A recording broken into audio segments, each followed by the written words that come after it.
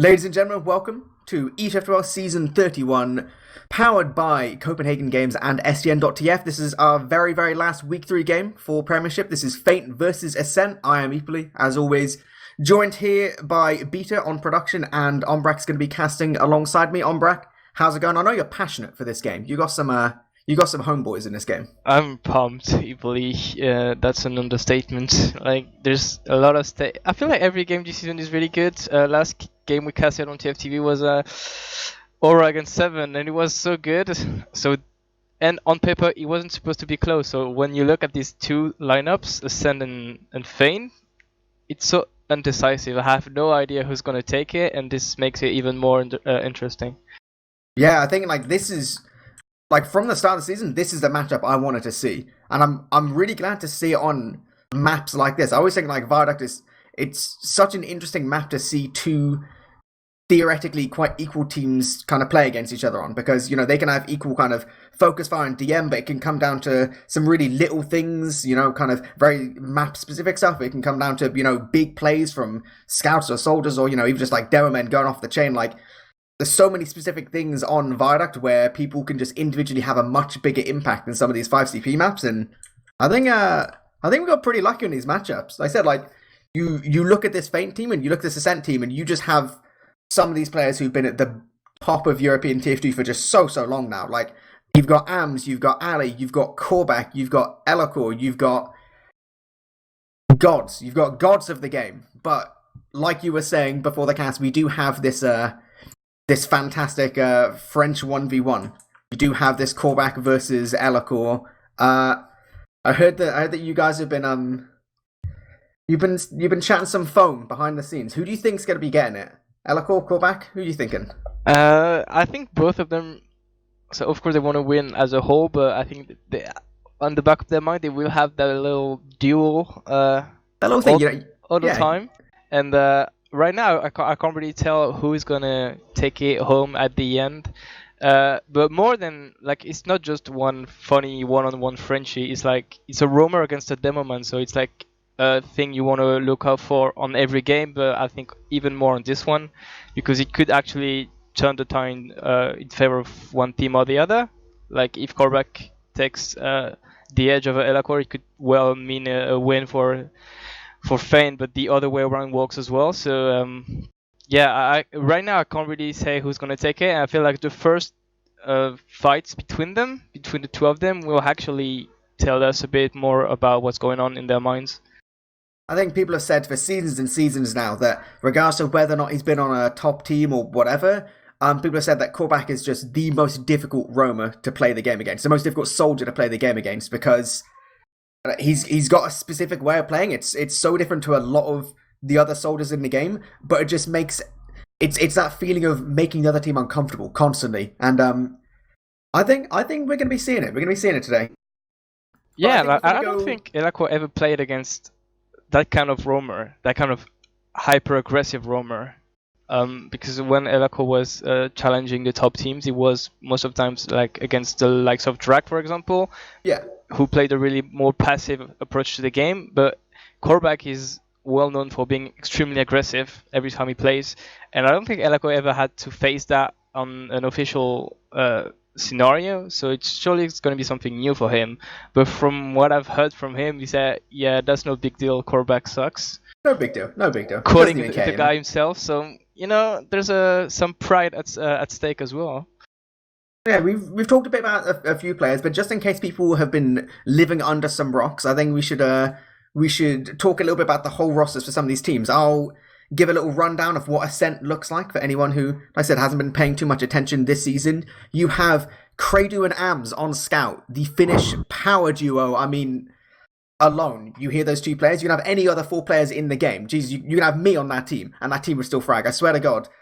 Between those two scouts, it's absolutely nuts. You have Drak and Silentes on Pocket and Roma, I believe. So this is Drak on Pocket, going back to his TC days, I believe still, and Silentes roaming. They swapped that around. Did they swap back around? Yeah, some days ago somewhere. Oh, that's a shame. I know they definitely had it for the first week or so. Yeah, and everyone were kind of everyone was kind of thinking, is that exactly what you want to do? But fair enough. We may be seeing Drak returning to his Roma roots, where Roma middle period, whatever.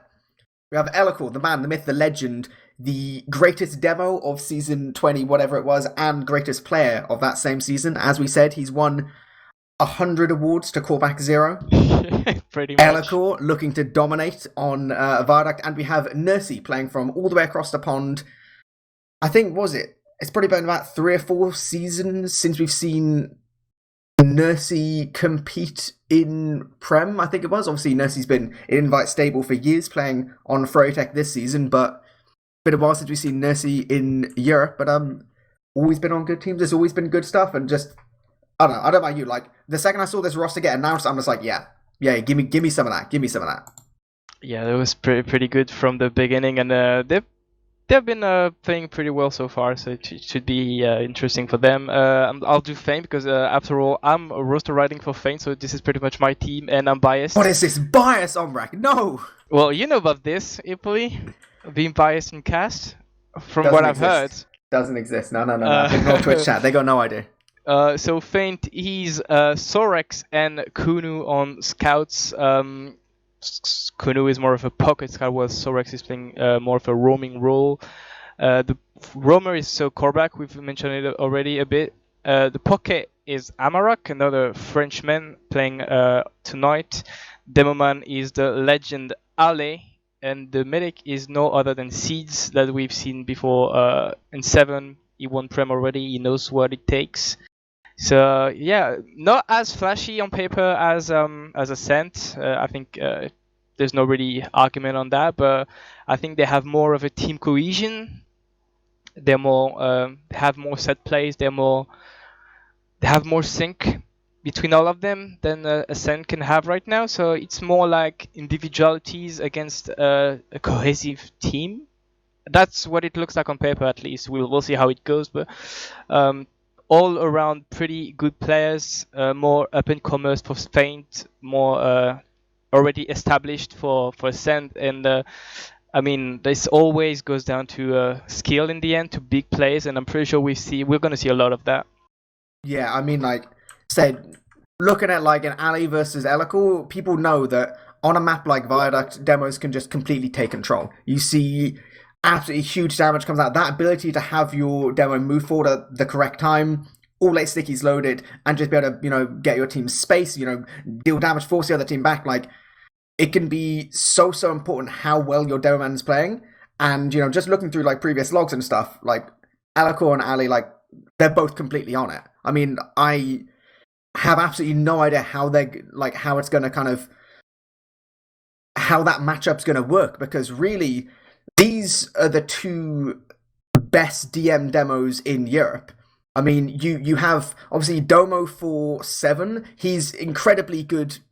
He's got incredibly strong DM, but he's a little bit more kind of out of practice. I would say, like, not quite got that same drive to play in the same way, like that same drive to improve, I would argue. I mean, Cadus for 7 isn't really a DM player. He plays more around coordinating his team. It's more about his main calls than necessarily his DM. So we've not seen a Viaduct game of 2 powerhouse demos like this in really, I don't know, quite a long time, really. I think that's going to be one of the most interesting parts of this matchup to look at. But I don't know, like, there's so many things you can say about this game. Like, let's say off classes, right?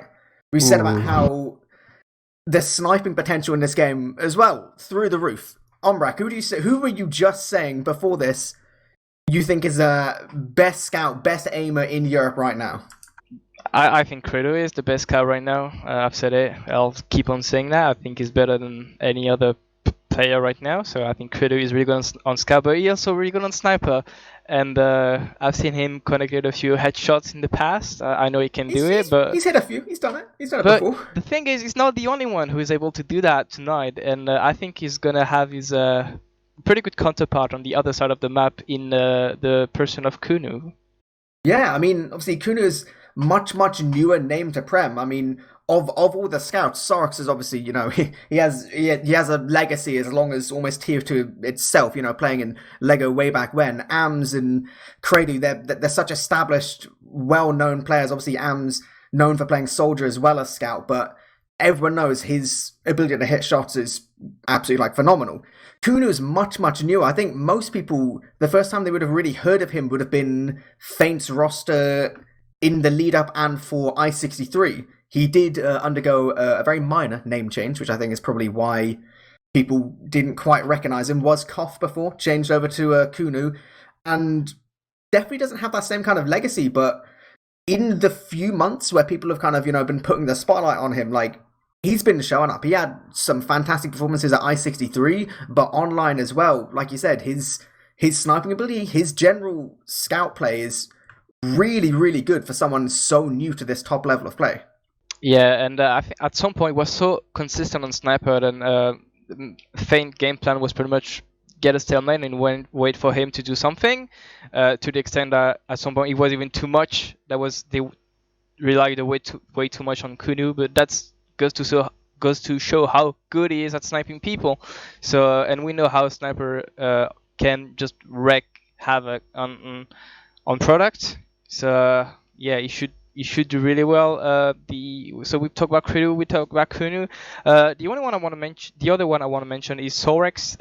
From seeing his recent performances, he's been extremely good. But the thing is, he recently injured his I think his arm or something like that, and so I don't know. Is it gonna matter tonight? Has he recovered already? I don't know, but that could actually be a bit detrimental for Feint. Yeah, I mean, obviously, any official day, you're gonna have as much as possible like 2 maps of warm up. You're gonna be practicing hard. You're gonna be getting into official, and it's like Viaduct. It tends to be less time overall than like your standard like 30-minute 5CP, but Viaduct is like always just all action. If this goes to like a 2-2 and then like goes down to a last round, that's a lot of time where you've got to be constantly on it. So if he is slightly like not in perfect position, I mean, it's going to be on a map like Viaduct that's really going to show up. Any kind of arm or wrist or kind of hand problems, it's really going to flare up in games like this.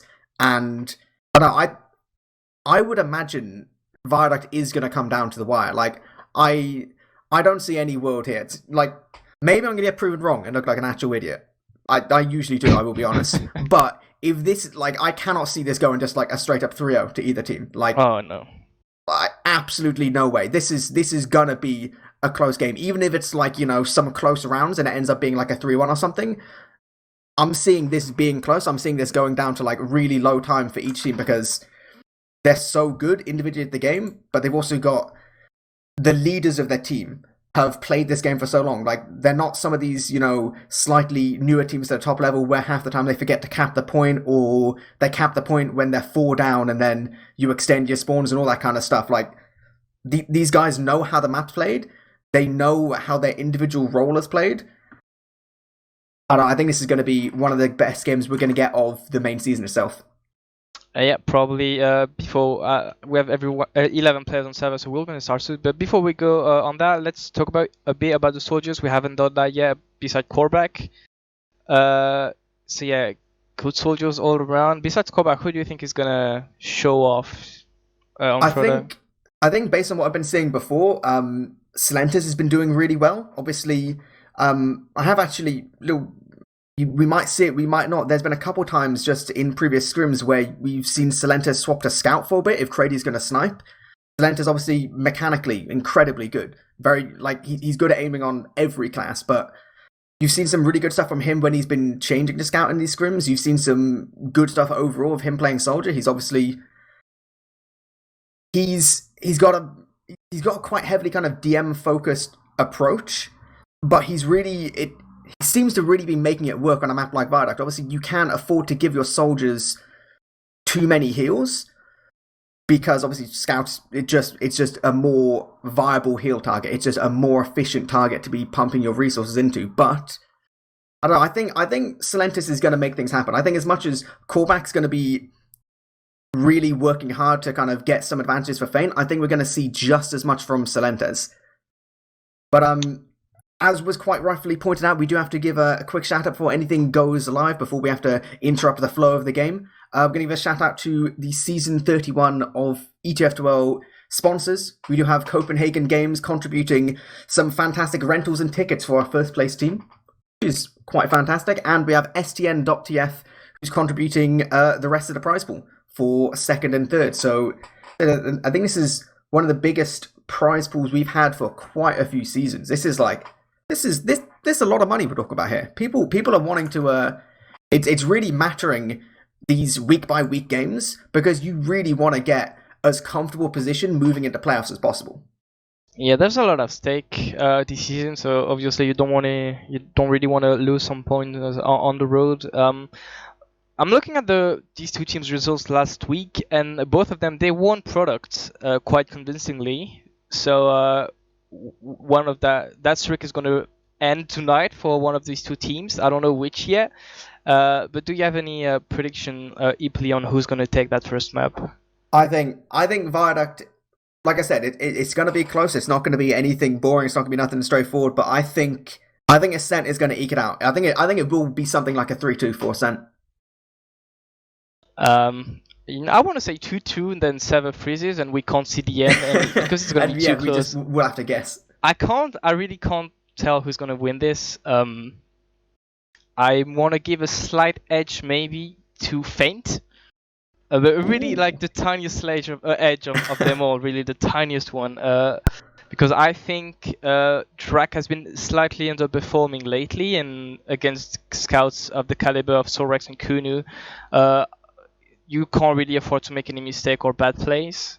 So I want to give a slight edge to Feint, but the thing is, they played against the Germans, Feint, last week, and they struggled a bit on product, like really a bit. That wasn't too much, but that was a bit, and maybe they still have that in the back of their minds. We've seen Ale was a bit disconnected with Seeds at some point, so if they have fixed that, then all good for them, but maybe they still have these kind of issues that could hurt them against AMS and Credo, because AMS loves to go deep, and if your demo isn't buffed properly, then this is done for him. I mean, yeah, I think you got the same on the other side. I think between AMS on one team and the Sorax on the other, like anyone who's like straying to like the peripheral of a fight, like they're just gonna get mulched. Yeah, there is no space to just kind of run off to the side and like try and take a breather, get a health pack or something, because you will get chased down by some serious like Linguini scouts. It's gonna happen, and we're gonna be looking at some. There's gonna be some like nutty logs at the end of this, I'm foreseeing big scout frags, big air shots, big demo damage. I'm seeing it all happen. I think we do actually have 12 on the server. There was a bit of readying, unreadying. Not quite sure what our delay is, but we should be getting started almost any second now. Yeah, it's gonna be. I'm really excited, eepily. I'm not gonna lie. I really want to see how it's gonna go down, and I'm pretty sure we won't have any time to take a breather, and it's just gonna happen all the time, and it's gonna get messy, but it's gonna get so intense. Yeah, I'm really excited. This is it. We're going to be going live here for our Week 3 ETF2L Season 31, powered by Copenhagen Games and STN.TF. This is Feint EU versus Ascent EU here on Viaduct. So far, no off classes for either team. Scout, Soldier, Demo, Medic. Exactly what you'd expect, but it's all going to come down to this initial aggression. All soldiers flying across the entire map, going super deep from both teams. Nurse's straying really far towards point, but the rest of the team's backing up with her now. Corback in from behind, taking down Elikor. So much position for Ascent towards point. Nursey somehow managing to live there. So clutch there. But Seas is escaping with Sorax. That was pure carnage. 4 soldiers in the air. Absolute bombing everywhere. Yeah, difference was that Silentes actually was able to gain time to draw the attention of the scouts, while Corback wasn't really able to do that. So this is the slight difference, that even in the end makes you win a round. But yeah, this is what's happening. Action all the time. Feint is already trying to push out on pretty much no advantage whatsoever. Elikor is trying to deny Ale, and Corback actually bombing Nursey. Didn't quite get the frag, but that gives enough space to Ale to just walk over the point and get a lot of ground covered.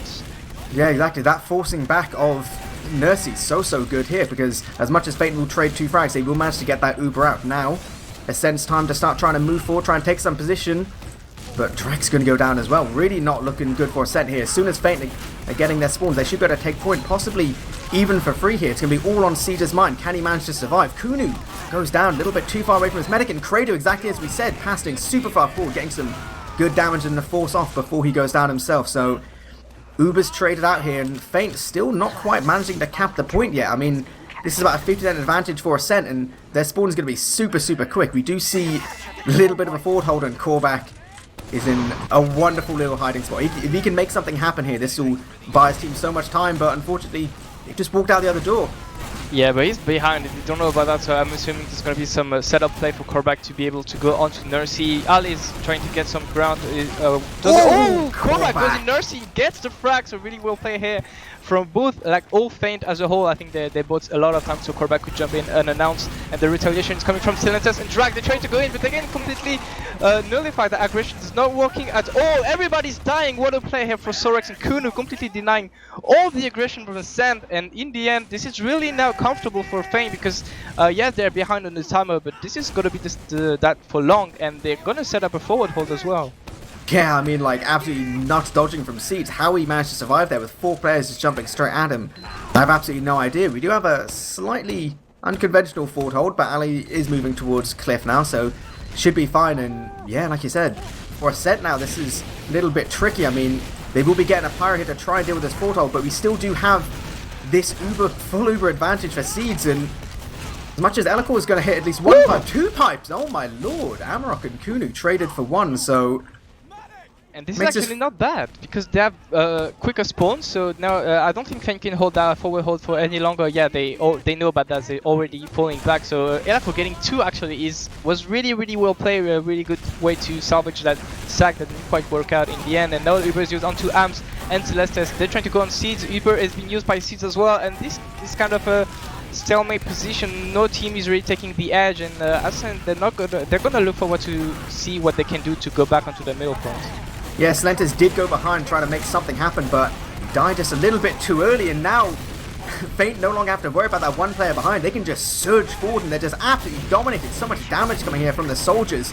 Ham's trying to push forward and do as much as he can to try and keep these players away from his medic. He's done incredibly well, actually. He does manage to take down Ali, so same situation as we had before. Both medics have lived, but this is going to be much worse spawners for Feint here. They're not going to have a demo or a soldier for another 5 seconds or so, so they're just going to have to concede this point.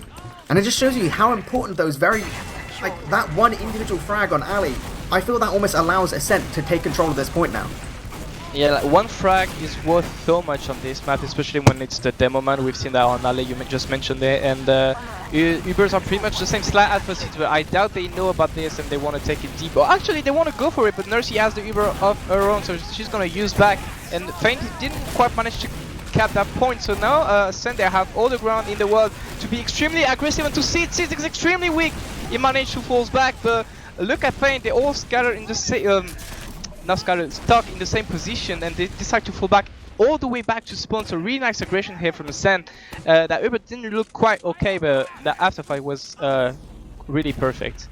I mean, I feel like this entire game was just on the wire. There's so many tiny little things which, if one thing goes a little bit different, it could just mean a complete wipe for one of these teams. I mean, Feint very easily could have wiped there, but they're managing to stick in it, and it's getting really close on time here. Uber's still equal. No Uber's fully out there, so there's going to be no trade, nothing like that. It's all just going to be some dry pushes for the time being. We're seeing really good play from the Ascent soldiers, but Silentus overstays his welcome. Now, the 6v5 push towards point. Feint, so much position towards this point. Ali really caught completely alone on point. He's going to have to try and jump away as Siege doesn't quite have his Uber. But they've somehow managed to do it. They managed to force off this Uber without having to use their own, so now Drac will force out the Feint Uber. They will manage to take control of point, but this is going so close on the time right now. The bomb from Korvac destroyed Silentus, and once again we see Feint trying to get that forward hold to go, and this is pretty much what they have to do right now if they want to forbid Ascent to come back onto the point, because if Ascent caps, they only have 15 seconds before taking that round, so I think this is the correct play here, but I see a Pyro in the hands of Credo. They want to break that forward hold right now. We also have Ams completely behind. He's been behind the entire Feint team for so long now. He's actually now jumping in towards China. Ali will hit 1 pipe. We will manage to take him down. There was a really risky opportunity there, but oh my god, this damage from the Feint soldiers. They're getting sent to the skybox, but the real fight has to be going towards point, and what an air shot from Silentus. This is so clutch. It's all on Sorax now to try and keep control of the point. No, Ascent will just about cap it, but I mean, they have to do exactly what they're doing right now. You see their scouts waiting. they're trying to delay as much as possible to get their spawns in order to get as many people as possible, because they know that one cap from Feint is everything here, but they haven't actually managed to cap it off at all just yet. Okay, they will. That was extremely risky. I'm not sure that was the correct play, but in the end, white worked out, and now this is a perfect even fight. But as I said, Credo dies, so now it's a slight edge for Feint, and the drop from Sorax Ikuno denying the bomb. Not quite working out this time. The spam from Elako getting two. He gets the medic. Two people for Feint. Can they do it? No, it's a complete wipe. 4 players for Ascent, and I think this is the first round. And that play from Ascent, no capping, I think was a bit maybe risky, but in the end it paid off, and this is already a round, and it all went out to the Warriors. 0 seconds for Feint, but in the end Ascent takes it.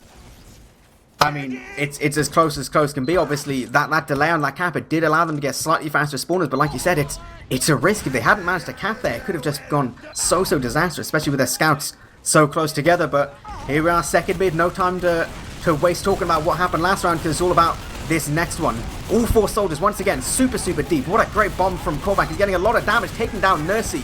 Siege relatively unpressured so far, so he can play with the rest of his team. He can play super far back towards his cliff position, trusting his scouts to hit these shots, but unfortunately, by playing this far back, it's almost kind of baiting part of their team, trusting that the medics surviving will be enough here, and they will concede this first cap.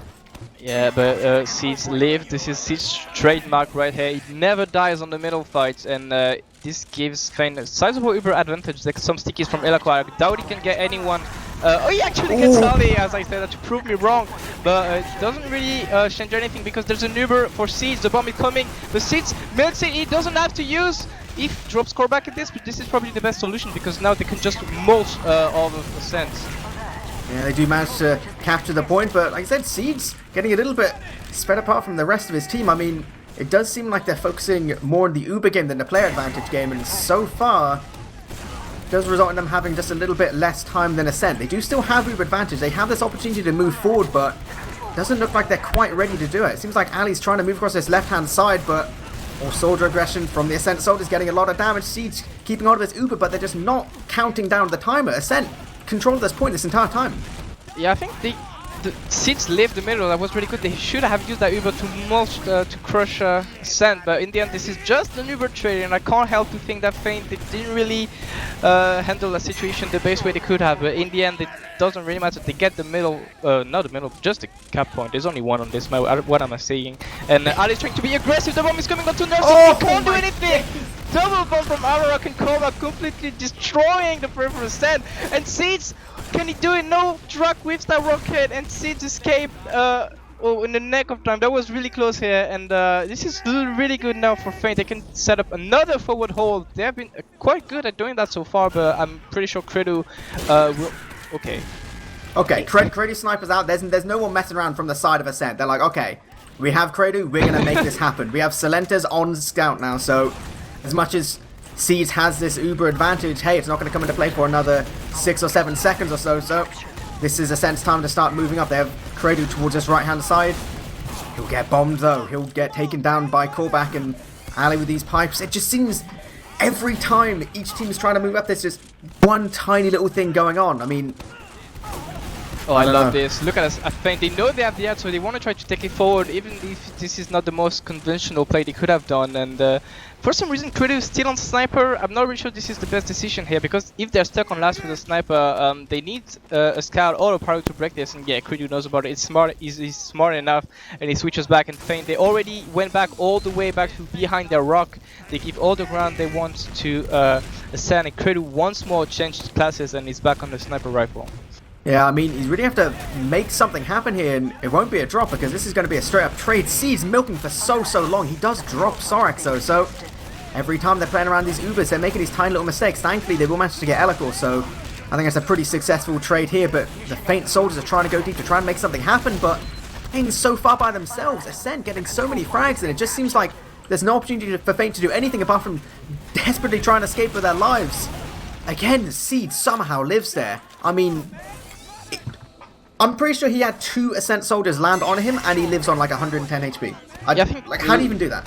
lack of focus fire maybe for Sam, because even Ali lived for a very long time while being really weak. So I guess there's some miscommunication coming, and now this is going to be interesting how Ascent wants to prevent Feint from coming in, because they have a sniper, but he's already getting mulched by Ombrack. So no goodbye Credu, no more good in the head anymore for this life. And look at how Feint convincingly retook that that middle point, and Credu still on sniper.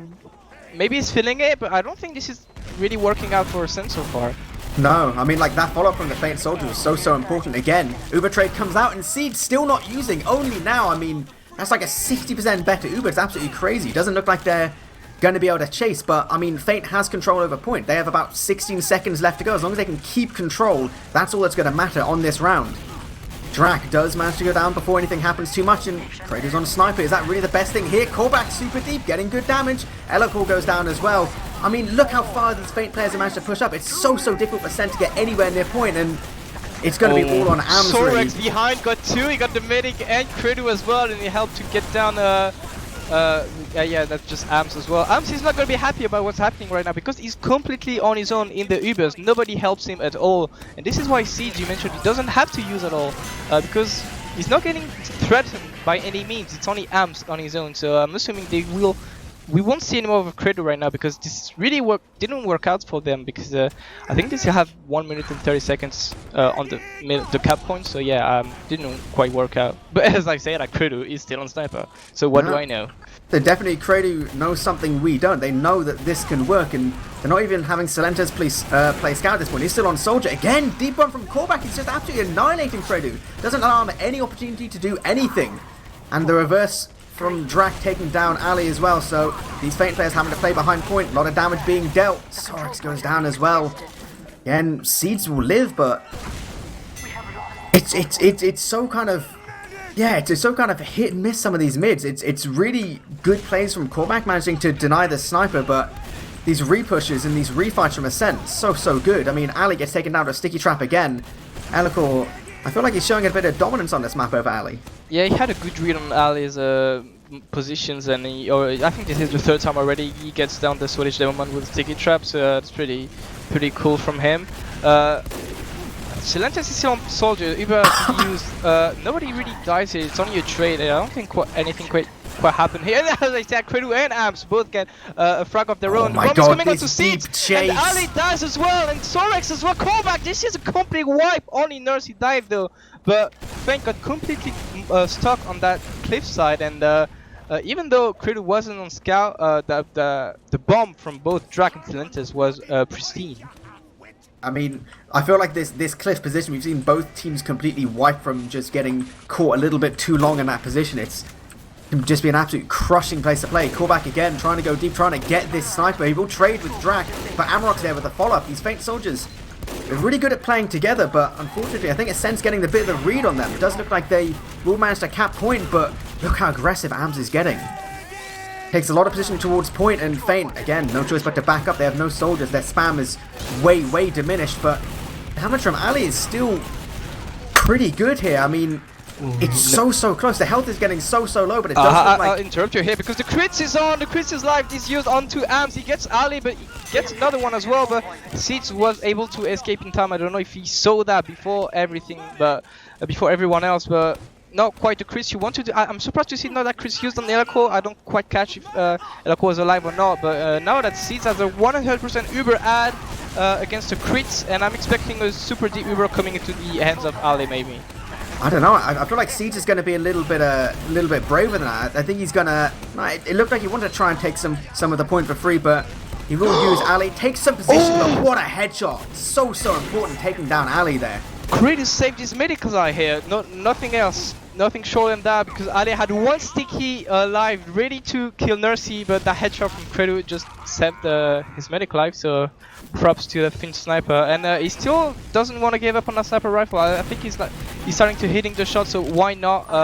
And it's a crit ad now in the hands of Nursey, and look at that position from C. He's really far back already, trying to see where Eloquor is going to snipe him from. And I think Eloquor himself is trying to gauge the distance to see what kind of Siki he has to use. Yeah, I mean, obviously Feint at this point, They've got quite a bit of time. No, the crit is out. One sticky takes down Ali straight to the face. Seed's so far away though, so doesn't look like this crit is going to get anything too much done other than a few of these crit sticky traps, which is, I mean, it's nothing to shake your head at. I mean, those stickies will just do about 300 damage instantly, and I think we do have a bit of a pause here for the moment. We have indeed, and props to Seeds not dying once to the stickies, to the crits from Nursey, so I don't know who's to blame here, if anyone's to blame. Maybe just Seeds reading perfectly the situation, but this is twice now that Seeds is gonna have a full Uber ad over Nursey. Previous Uber was maybe a bit too conservative, as you mentioned it. Seeds just didn't want to use at first, but I feel like maybe they need to take an extremely deep Uber onto Ali and one of the scouts to try to pick up Seeds and Elako if they can. And they will have to use a bit early, I think, anyway, because look at Credo. He has a sightline in sight. Well, I mean, yeah, this is pretty much what a sniper does.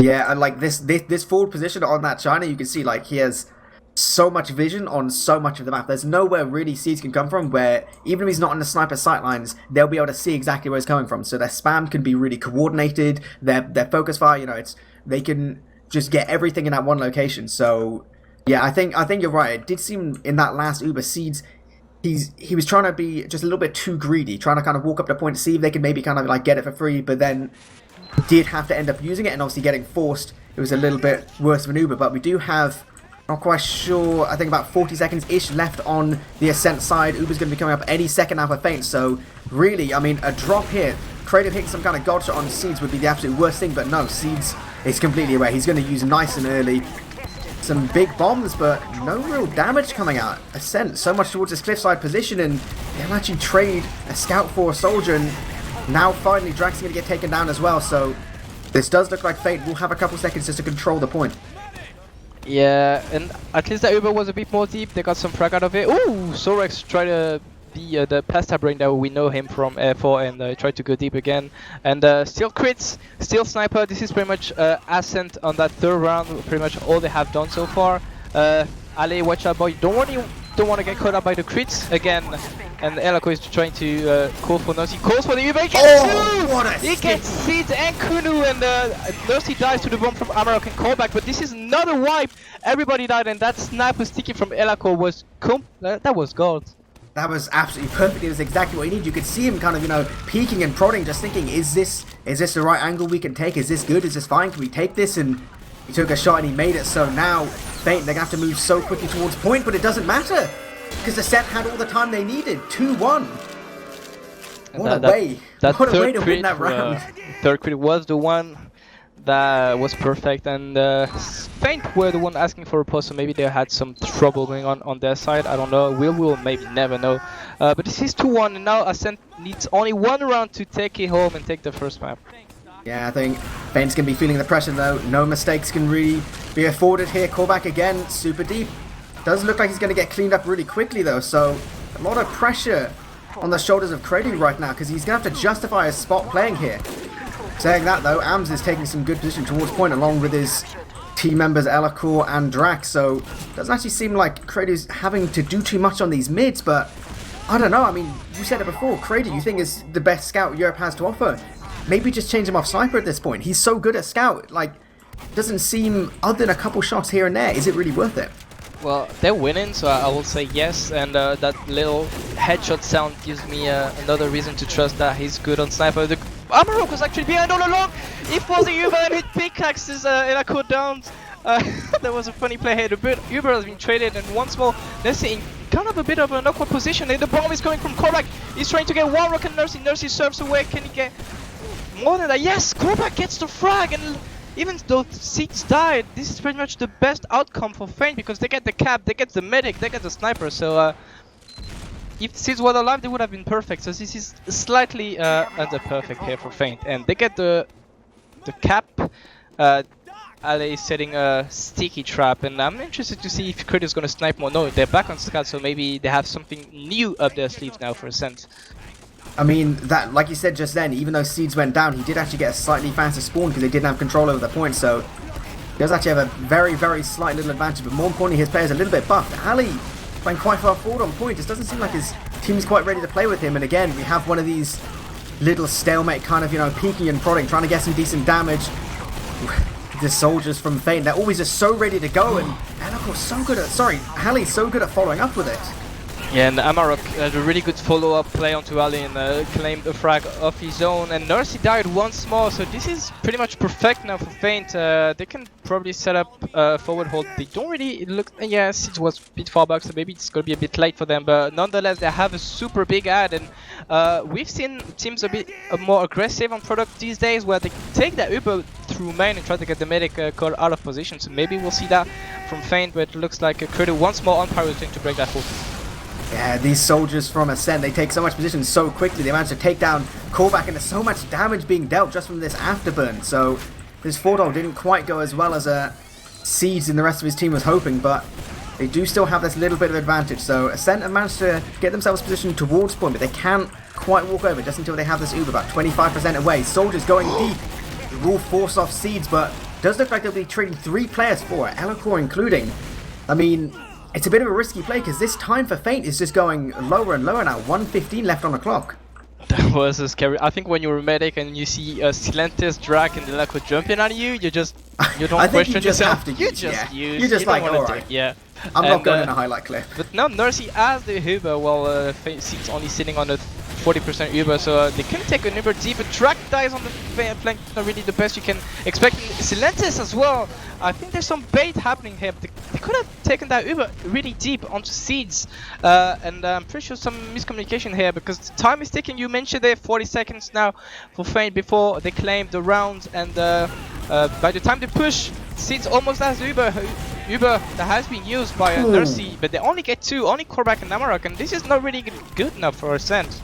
They were so lucky to even keep Elakor alive there. It was the last second flash, but now the Uber's out for Feint. Ali wants to take it aggressive, but there's just so few of these Ascent players near. The damage on Nursey is so much, but Nursey's going to live on 5 HP. And as a result, Sarek slightly overchased, didn't get that frag, and now this does look like they're going to have to concede point. Ascent will manage to get control for just a couple seconds, but it's so close. Oh my god, Ali's jumping deep along with both Feint soldiers, but Nursey lives.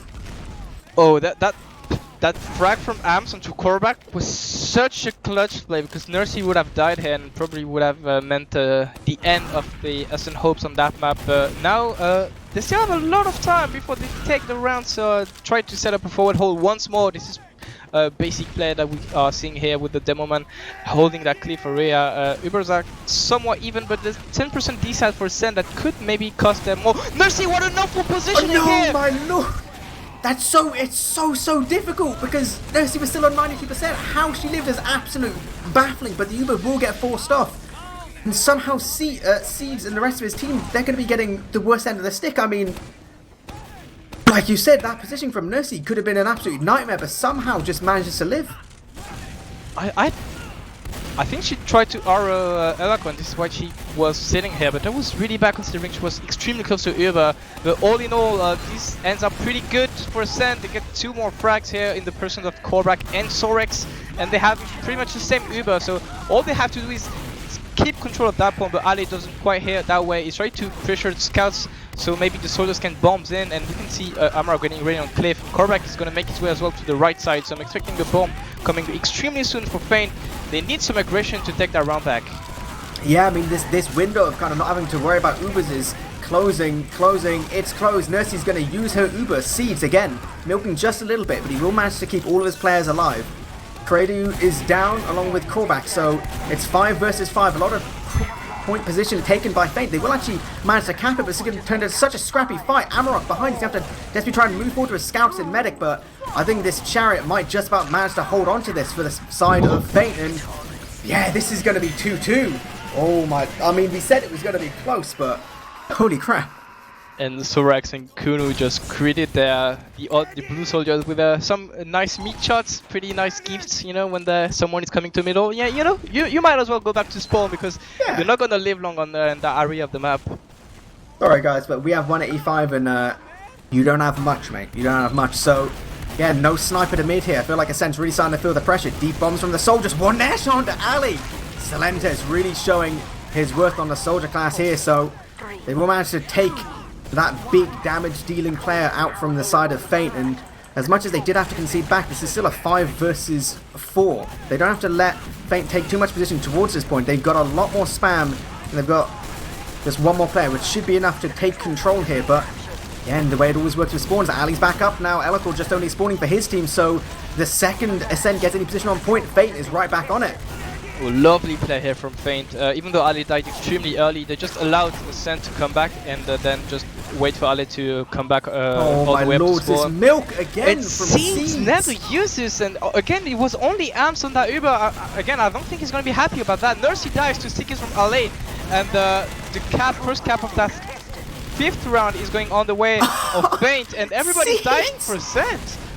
That's absolutely crazy. I mean, there was 2 more players there. Just Deathby trying to do this last 50 bit of damage onto Seeds, but he just lives. He lives again. I mean, I think you're right. I think Ams has to be furious right now. These Uber trades are going so badly because all they have is this one scout, and it's just it's so difficult to move that far forward, to go through all those players and force the Uber and get out alive. It's just so harsh, and Seeds is just absolute showing a masterclass right now. Bomb is coming from Silentis and Drag, trying to gain a lot of ground for their team. They get core back on that process. This is pretty good for them, and they drew Feint all the way back to Cliff, so they allowed their team to cap the middle point. But now Seeds has a 40% ad. They surely know about this. Bomb is coming from Drag and Silentis. They force the Uber extremely early, but Nursey caught up position once again. That bomb from Ali was perfect, and now this is going to be hard for Ascent to take that round back. The bomb is coming from Elokor, gets a rolling pipe onto Six, but no more. This is an ace, this is a wipe for Feint, and some misplays here and there for Ascent, maybe gonna cost them the map. Yeah, I mean, Nursey's positioning there, still only on about 65% Uber. It seemed like the kind of rookie mistake you wouldn't expect of a player like Nursey, but I guess, you know, things maybe getting a bit stressed, a little bit kind of cluttered in comms. We do have Kredu sniping once again. This fort hold is going to go down pretty quickly, so I think Ascent are trying to make something happen before this Uber comes up on the side of Seeds. Only about 85%. Does look like Ascent wants to try and take control of the point. Kredu, he's going to have to hit such an important shot. He's going to have to start making some of these big plays here, but Seeds is always just so aware, using early now, so Ali can move forward. They can keep control of this point, get some damage, and okay, so they didn't get frags. The Ascent Uber's now going to be coming back in, but no, this crits! Oh my god. Only Ali died though from Silentis on the Scattergun, and Nursey got blown away by the bombing from Ombrack and Namarok. So in the end, I wasn't expecting the crits at all. I don't think Ali was either. But in the end, this turns out pretty okay for Feint, because even though they concede the point here, maybe, not even, yeah they do, but Seeds once more lift, and it's gonna be a sizable Uber ad for Feint, so kind of maybe some panic is happening now for Ascent. Yeah, I mean, it's so scrappy, every single one of these fights, and like you said, Seeds will have this Uber advantage, but I mean, this positioning from Ali and Source, they move so far onto point, and it just doesn't seem like Ascent's really able to pressure. Again, they have Kredu sniping, but he's not able to get much done. These soldiers from Ascent do seem like they're doing a really good job of managing to push things back, but it's definitely so hard. Feint was so close to capping, but all these seconds are really important for Ascent to get the round. Sorex critical both Sorex and Kunu, so this is really good, because that means that Uber can't really get deep onto Nursey, and Nursey is safe on the cliff side. Crits is used once more on Scout. This is Arms this time. He doesn't get a frag, but Ombrack has to fall back. Seeds so weak under, but gets the cap on just in time, and Feint's still not able to cap this point, and a situation that looked really dire for Ascent is now looking quite good, because they have the Uber are the same, and Feint never capped that point. No, it's so difficult. It all comes down to the cap game. I mean, it doesn't really matter what frags you get or what happens. It all comes down to how much can you cap this point and how much can you make that work for you. Now, Feint will finally capture the point, getting some frags, but every single one of them getting traded. Headshot ringing out from Kredu as well. Takes down the Sarks, which is just such an important player. I mean, look at him. He's just running towards point. He doesn't care. He's solo capping by himself. He's got the largest of yes, that's what he has. He doesn't care. Yeah, that's Kredu in a nutshell. He loves to press W and do risky plays, but in the end it quite work out for him, because he's so good, and he's that good. And now Ubers are even, but this is crit against regular Uber, so the Uber has been used by Feint. They're trying to go deep on Nursey, but Nursey is already out of harm. They can't get to her. Another crit is gonna come, but Ombrack and Amarok again with a bomb. They're being so good right now. They're just destroying everything for Ascent, and the cap has been complete for Feint. And now this is gonna be tough for Ascent because Mercy died. They have no Uber inside for the next 40 seconds, and it's all gonna come down on the air. It really is. I mean, again, it seems like the kind of position where Feint were perfectly willing to trade the life of Medic for 3 or 4 of their players. Seeds did manage to live about 40% Uber, but really that time's getting super low. They can't afford to play all around the Ubers because, again, like one bad Uber, one little mistake here might just be curtains. A headshot from Credo on Ali. This is so important. And Sorax as well.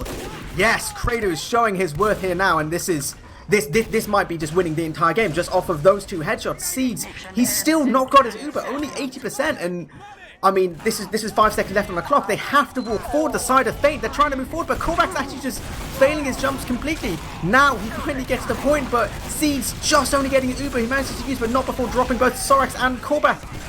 Patrak and Elicord go down. This is still crits. It's a full Salentus crit until he gets a pipe to the face, and I mean, it's Credu, and it's Hams just running towards point, trying to deal with Amarok and Cooney, but there's so much time. There's so much time for Feint to get these spawners, to play more towards point, to desperately try and get a hold of this cap, but actually capping out could be disastrous.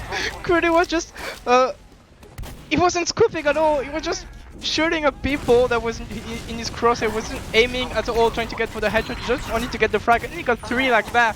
That actually is quite alright for Ascent.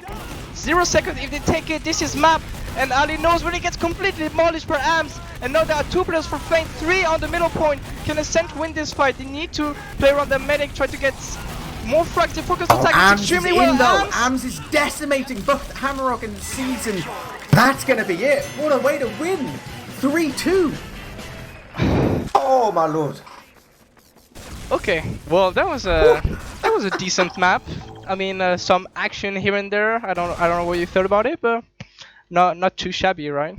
No, that was pretty pretty happy with that one. I mean, just to go back a second, about 10-12 seconds ago, we saw that desperate little cap from Feint. They had so much cap time, and they just don't manage to get control. But in capping, they gave themselves much worse spawners, and it was that refight right at the end which ended up with them losing the entire map. So I mean, it's like you said before, when they kind of when we saw delaying the cap for the sake of spawners, it's always a risky play, but I don't know, maybe that was the play Feint had to go for. But I don't know, I think we have some logs to look at for the minute here. Obviously, absolutely crazy. Ams. Ams. I mean, you could feel he was having an impact, but 39 for 13. I mean, that's some scout logs right there. That's pretty good. Let's put it that way. That's pretty good for Ams, and going 39 for 13. Pretty strong showing here for the leader of Ascent. And on the other side of the map, I think Sorix had a decent map, a bit disappointing. Kunu only 24 for 17. I've seen him play so much better on this map. I don't know if it's only him not being up to the task, or as the Feint as a whole. But yeah, I think this. I mean, this has been said so many times. Product just goes down on who has the better scouts most of the time, and I think Amps just showed everyone who was the boss for now. I mean, I think 2 really important stats to look at for the side of Feint is looking at Ali's deaths, looking at Seed's deaths, because Ali, he hit that big damage. Demomen not getting a lot of frags, that's no big worry, because as long as they're getting the damage, if the focus fire's there, the scouts will be cleaning up, that's fine. But 28 deaths. I mean, he had second most in the server, more than anyone on the side of Ascent, including their soldiers, which usually, Viaduct it's a map where your soldiers tend to, get a bit thrown into the wind. 28 deaths, though. Every single push, every single hold, every single fight is made so much more difficult by not having a demo.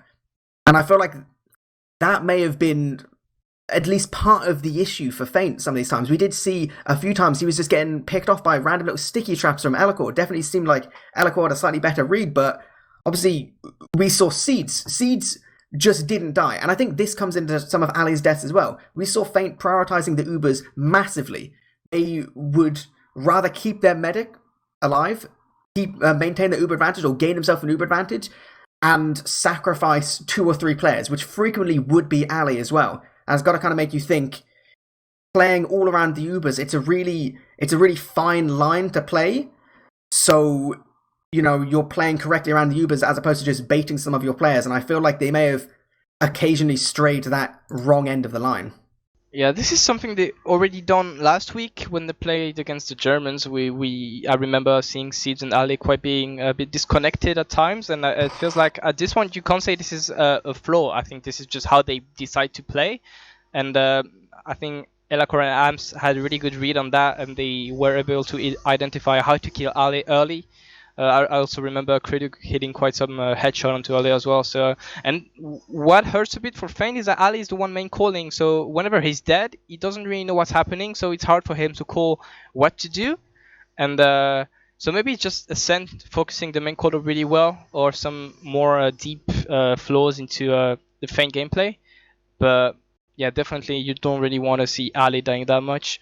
And before we go on to the next map, which is CP Gullywash, I just want to highlight a bit the work of Ombrack and Amarok. Yes, they lost, and Ombrack is going fairly negative, going 22 for 34, but I feel like they had so much impact in their bombs, and there are no strangers to why Nursey died more than Seeds. Yeah, I mean, see, you saw it wasn't just kind of the timing of the bombs, it was like the way they coordinated together. More or less any time where Ombrack was going to make something happen, you'd have Amarok following up. Maybe not like a full commit bomb, maybe just kind of, like a bit of like a fake bomb, getting some spam, getting up like some whatever. More or less anything you saw, they were always doing something together. They were trying to, gain as much impact as possible on a map which historically it's really difficult for soldiers to toe that line between aggression and just straight up feeding. So I think definitely agree. The Feint soldiers had some really, really good synergy on that map, and unfortunately for them, it came down to just tiny little mistakes. I mean, I just want to take a second just to say, did predict 3-2 incredibly close Ascent win. So not gonna brag or anything. True.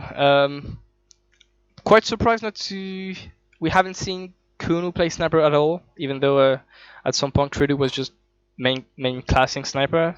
Maybe that would have been a solution to their problems, but in the end, what's done is done. The first map went for Ascent, and Feint, they need to keep their composure, because now it's Gullywash, and we've seen last game that's been live on TFTV, Feint, I think it was Aura against 7-1 product, but the CP game almost went the way of Aura Electro. So I mean, losing the first map doesn't necessarily mean you have to lose the second map, and I'm pretty sure Feint has some arguments to take this one home. No, I mean, obviously it's kind of interesting to look at, because you having so many really established players, there's quite a few players which are known for being very good on Gullywash. I think both Ali and Silentes are known for feeling very confident playing Gullywash. And it's a kind of map which is, it's been played a million times in Pugs, it's played in, like, it isn't the kind of thing where, like, Viaduct, where it isn't played quite as much, or like Sunshine or like Reckoner back in the day, where people didn't play it quite as much. It's a map which all these guys are going to know really well, and at least a few of them have got like a real kind of efficiency to how they play on it. So yeah, I don't think this is going to be one of those games where it's just straight up, well, one team dominates the first map, there's going to be a second map for the same guys. I think it's going to be an absolute brawl once again. I think it's going to come more down to which team's been able to prepare the best. And I think we kind of mentioned a little bit earlier, I feel like Feint, what they lack in star power, they make up for in kind of coordination in team play. And I think that might show through a little bit more on this map as opposed to Viaduct. Yeah, Legend says Silentes never lost on Gullywash. Legend says that Gullywash is Drax home as well. So you never know. He might just stand there on that big door and have his team just dominate. But we will be going straight into it now. All 12 players on the server. This is Map 2 of our Week 3 Ascent EU versus Feint EU in the Season 31 of ETF2L, powered by Copenhagen Games and STN.TF. We see no weird off-classes to mid, but Ombrack super deep, already up drop down, taking position behind Elacor. Elacor has no idea he'll be going so low. what a pipe to finish him up. So immediately Feint with the player disadvantage. Their scout's so low and having to play so far forward towards this, so far back towards this choke point. They're going to be gone. That always comes down to one pipe that entire mid. Yeah, that was so unfortunate for Kovac. He was 1 meter away to get down Elako, and I would have maybe that middle would have had a whole different story. But yeah, the sense takes it. Before this map started, I thought maybe the map flow would suit Feint playstyle a bit better because they're known to be quite a slow team, and usually when you're slow, you rather play CP maps. And Kulu is already on sniper on Riverside, try to get an angle. He's getting extremely well spammed by Drac and Silentis, and Feint have no other solution than to go back to last. And this is gonna be the first stalemate, and stalemate means sniper. We've seen Kuno already, and Kulu is already ready to answer with a bullet of his own. I mean, peeking the Drac spot against Drac, I feel like may not be the best move here for Feint. So hopefully they could keep on top of things. But like you said, we'll be stalemate, we'll be snipers. We do have Kredu versus Kunu. Finally, Kunu picking up the rifle. We're going to see if we can do anything. And oh my lord! Okay, 10 seconds. That's all we need. Kredu absolutely dominating. Takes down Seeds, and this Uber's going to be walking straight through Shutter now. They do drop AMs again. A little bit of a suboptimal Uber here. They'll take down Ali towards the point. No stickies, so they can just play nice and slow here. Finish up remaining guys towards the point, and this is going to be Amarok. Yeah, nothing much he can do. I mean, I was looking at something else entirely. What happened there? Kredu just did that classic play where the sniper goes onto the shutter thing on the riverside. He jumps on it and just clutched the medic. So I don't really know who's to blame here. If it's positioning or nobody just spamming that riverside. But in the end, Kredu doesn't really care about that, I guess. And he gives the first run to Ascent. I mean. Yeah, I mean, take us away here on this mid Ombrack. What are you seeing? High bomb from Silentis. Oh, he just launched. And he landed onto the combo for Feint, but doesn't quite get anything. And the Drac is coming as well. And Elako with the spam. That was such coordinated, so well played here for Ascent. I thought that bomb from Silentis was to no avail because he was completely alone, but that was to forget about Drac and Elako. We just synchronized their spam onto the combo for Feint, and I mean, they sent everyone back to spawn. Nursey died, so small victory here, I guess, for Feint. I think we have a pause, but so yeah, Uber should be even. I don't really know if looks like Ascent wants to take that second point. I can already see Drac and Elako try to secure that position, but yeah, nice. I thought Silentis was doomed to die with no results, but I've been proven wrong by the really nice coordinated play here from Ascent. Yeah, I mean, like I said, it's kind of we didn't see quite as much. We saw some decent coordinated kind of soldier bombs from the Ascent side, but kind of it seemed like Feint were just slightly more effective last map. But on this map, it does seem like, turns out the guys who are historically known as being really good at Gullywash might be quite good at Gullywash. Silentis and Drac, they're almost single-handedly as a unit just destroying on that mid. So like I said, we will have this little bit of a pause, and both medics dying. I mean, based on what's been happening on Viaduct and the kind of feel of the game, I feel like Nursey's going to spawn crits here. I feel like this is going to be a crit spawn, and this is going to be one of those try and, build yourself some real momentum. Because taking that first round within a couple minutes, if you can then take a second off of something like a crits, I mean, it really starts to get in the head of Feint, and it really, builds you like a nice cushion to then relax a little bit more and just kind of chill out a bit. Yeah, you mentioned momentum, and I completely agree. I think Ascent is one of these hype teams with the likes of AMS, for example, who really like to play on momentum, whereas I think Feint is a bit more conservative. I think they're really good at slowing the pace, and I really think they can go back into that game. They probably need a bit of time after that loss onto product, so I wouldn't completely write them off. But when it comes to momentum, I think it helps Ascent more than it helps Feint, and Feint really needs to slow things down. Otherwise, I don't think that if AMS gets too hyped, let's put it that way, he's going to be unstoppable. What's going to happen is he's going to scream nice really loud and get 6 frags. It's going to happen, we've all seen it. This won't be a crit on the side of Nursey. It does look like it's going to be straight up Uber versus Uber, so we're not going to see anything too crazy just yet. We'll be exchanging some spam and seeing what we can peek, but who knows? Sniping again, showing he's got just as much proficiency with a sniper rifle as most. Silentis getting taken down, the rest of Ascent being forced outside, so a good position for Feint to move up towards Riverside. Again, Kunu managing to stay charged up, and it's really, really risky. Nursey can't move too far away, otherwise it'll cost her her life.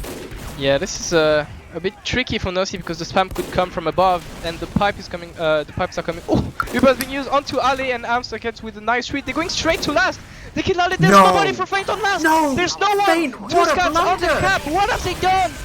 Amps again with an extremely well read on that situation, but I can't help to think that Feint they completely misjudged that situation.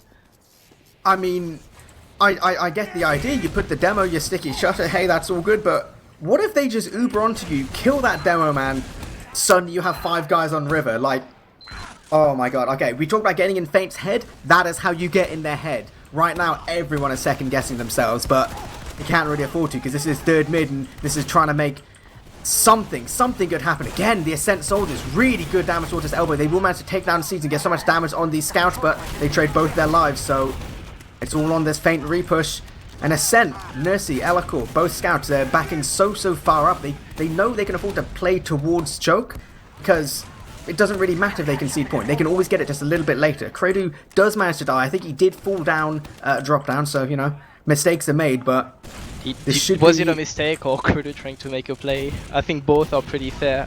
And knowing the guy, I wouldn't be surprised to him saying, guys, I'm gonna go drop down and kill them all. Didn't quite work out. Uber's going on drop down onto Amps. He gets Ali and Elaco's trying to get deep, but they can only get the Feint demo man. So all in all, not that bad for Feint. They're gonna have the Uber of their own quite soonish, and this maybe Ascent. They want to go in. Yeah, this is a choke bust. They're launching all the way through. Slender sent into the actual skybox, but the rest of Feint does manage to hold on to this choke point. So trading 2 for 2. Seeds getting his Uber up pretty soon, and he's got 2 scouts to chariot him through choke if he so wishes. I mean, obviously, losing Elacor there means no sticky traps, much less spam to deal with, and as much as Drax's going to try and do something, he's just going to get meat shot. Absolutely annihilated by Kunu, so really nice mid retake here for Feint, and they still have Uber advantage. They can keep walking. It looks like they want to do exactly that, moving towards big door. It's actually possible that they could move through lower and try and catch out Ascent and Nursey, but no, the Uber will get used. Ali, this is so brave. I mean, he gets taken down to a pipe. I mean, that's really like the exact opposite thing you want here. Now this Uber's up on Nursey. It's an Amps and Kredu. This might be a farm Uber. No, because Amps is alone. He gets siege, so it doesn't matter. Doesn't need help on this map, even though Kredu quite didn't follow up. There's a one-on-one going on underneath, but Kredu doesn't care about fair fights. Just goes in and claims the frag. And yeah, that Uber from Seeds, from Feint as a whole, was a bit questionable because there was no one in sight, and Nursey was already safe and sound on that river side. So I don't really know who made that call, but probably some miscommunication here. And Ascent, they don't need much more than that to take space and to cover ground as quickly as they can. They have a 20-30% Uber ad. I'm sure Nursey knows about this, and I wouldn't be surprised to see Amps once more leading the charge into Feint. Yeah, I mean, this is just about enough advantage to make something happen here, especially with Ali playing towards point. There's been no stickies on the shutter. There's every real chance that Ascent can just walk all the way through the shutter and just not really have to use until incredibly close to the rest of the Feint team. So they will be just about getting this Uber, but they are dawdling just a little bit. Uber does get used through the shutter, slightly unnecessary, but Seeds can be so close to his own Uber. 99% he will use, but pullback goes down. There's still stickies towards point, so it's not an absolute disaster yet. It will be Ascent's opportunity to repush. They still have control over top right. They have a pyro to deal with. Ali going down so early. That's an absolute nightmare, and the scouts are playing on point. Yeah, I think needs to wake up really soon, because it looks like at this moment Ascent, they just so confident in their abilities to just crush Feint. I feel this is disrespect, as in Ascent doesn't care about the situation. They know they're better than Feint right now, and they just wants to go in, and it looks like Feint is not able to find the answer to that problem yet. I mean, just to look at things right now, I've got my scoreboard open. Kudu's got some incredibly variable ping, about up to 200, 250 for a second, so this may weigh into some of this. Yeah, definitely. I think this mid was effectively lost because they were, I don't know, talking about ping, talking about pausing, talking about this, that, whatever. So, I mean, it's difficult, but there's not really a lot you can do about it on the spot. Ascent has no choice but to try and play off every single advantage they can get, and if that's one of the enemy team having 200 ping, you know, all credit to him. They are going to try and move through this choke point, knowing they've taken down Ali incredibly early. Seeds and the rest of his team, they will have this Uber. Ali's just only spawning, but I mean, surely they're so far away. This is such a difficult contest to try and go from. They'll take down Silentes, deep bombs from a soldier. The Nurse Uber will get forced off, and actually taking down Crater there is incredibly, I wouldn't say lucky, but incredibly good for Feint here. It does mean they do manage to take a bit of control here. Oh, look at Ams! Ams doesn't care, just straight goes in and kills Ale. Ale with just press W and it kills people. And this is exactly what I was mentioning. This is disrespect in its purest form. Maybe this is Ali, maybe this is one of the best players in Europe. Ams doesn't care because he knows he's one of them as well. Yeah, that's exactly. I mean, almost every one of these AMS plays, it's been getting onto Ali. It's clear that they know what target they need to focus. Exactly like you said on Viaduct. If their main caller is dead, if one of the most experienced players isn't on the field, able to call for his team, the rest of the team just kind of starts crumbling. And even if in the end this is just AMS trading for Ali, for Ali, it's like this just goes into the head of Feint. You mentioned that earlier. At this moment, Feint they then have no confidence anymore on what they can do to just overcome the sheer pressure from Ascent, and it's as if, because they know they're better than that. I think we all know that Feint can do way much better than this, but at this moment it feels like they're respecting Ascent too much. Or is that respect, or is it fair? I don't know. I mean, we do have Kunu sniping once again. We did talk about over-reliance on it before, and it seems like Ascent are just so hyper-aware of where he's going to be peeking, when this is going to be happening. So that's Kunu going down. We're going to see a bit of a charge towards Big Door. It's actually going to be an Uber trade. Both scouts here getting charioted forward, and Nursey trying to stay alive. But again, these scouts from the side of Ascent, they absolutely don't care. Kradu and Hams, they just feed their lives, and maybe this is just a little bit of getting a bit overconfident here. I mean, there's no scouts here on this mid. As long as Feint can get through this choke point successfully, this would be absolutely fantastic for them. But it looks like Elacor, Drac, and Silentes, they don't want to make it too easy for them, but it does look like, yes, eventually, Feint, they get a little bit of luck in this game. Yeah, this is exactly what they need to do. They need to bait Ascent into really bad pushouts and then demolish them with the scouts they have. I think they finally found out the solution here. Not saying it's going to work out for the 18 remaining minutes of the map, but yeah, they need to be a bit more baity as a whole and try to maybe let Ascent come in and then punish them. But Ams is the one who's gonna ask for his team to bait because he's on the spy. He is. He hid in that exact same spot for just so long now. I mean, he's gonna open shutter and no one's aware. I mean, it's not really gonna matter because this Uber's already been used. They thought they had a tiny bit of advantage, but it doesn't look like anything like much is gonna happen. And Seeds, oh, he's so lucky to not get caught there by just a random sticky. So maybe Feint want to do exactly the same as we saw from Ascent, try and get some kind of repush. It looks like Ali's trying to take some position towards River, but it's difficult. He's so far by himself. I mean, again, it's the absolute worst case scenario for Feint here, and they just let it happen time and time again. Yeah, Ali just alone, and that was extremely questionable. I assume he called for his team to go in, but it was, yeah, completely alone against a heavy. So yeah, he had no chance to live, and the Indian Ubers are even, so it's not as bad as it sounds for Feint. They can secure a choke and maybe think about other solutions. Ali's gonna be back on track right now. He's holding that choke, and Feint, they have to do something. They're losing 3-0, and it's not mid-map yet, so yeah, they have to do something, and they have to be creative, because right now Ascent looks like they can handle everything. Exactly, I said every time Kunu's trying to get some little peek on Sniper, Ascent is there. You know, every time they try and jump some random soldier in, you know, the combined power of Credo and Ams is just like dominating. Every time Ali goes a little bit too far forward, Ams is there. He's making a point, yeah? He's trying to make it clear that we're just not going to give you any space. Feint is trying to go for a bit of a push, bit of a spam towards Big Door, but I mean, the Ascent players, they're playing these middle grounds really well. Obviously, if Feint had a sniper, it would be fantastic for them, but Ascent knows. They know exactly what's happening. They know they don't have to play too close, and really the only opportunity Feint has is to try and send someone behind. They will have to go through Drac first, which they'll manage to do. Sorax living on 1 HP, so now this is Feint. This is 2 behind, and almost the rest of their team towards Big Door, and only Amarok solo on Shoke. It's going to be all on these behind players to try and make something happen, but you see this positioning from these scouts. The bomb comes in, 1 rocket on Nursey. This is going to This surf is not just enough. a tiny bit to the health pack. Yeah, it won't be enough. Nova's going to get forced, and they're still going to have full control over second. It's only really Sorax on the back lines taking a duel with Drac, and he gets one. Can he get two? Actually, almost gets two, but no. Credu wins that fight with 14 HP, so that was extremely close. And it looks like Abs was went for a sack of his own, but didn't quite land it on Seed. So it's gonna be another reset onto that choke. I think Feint needs to do something a bit more. I like that play, but they need to do something a bit more creative. Amarok is back. He's on the Riverside. He's going to get a duel onto Drac, but he can't quite win it. And in the end, doesn't really help Feint at all, because it means 30 more seconds to just wait for Amarok to be back on position. So it's rough. And I mean, yeah.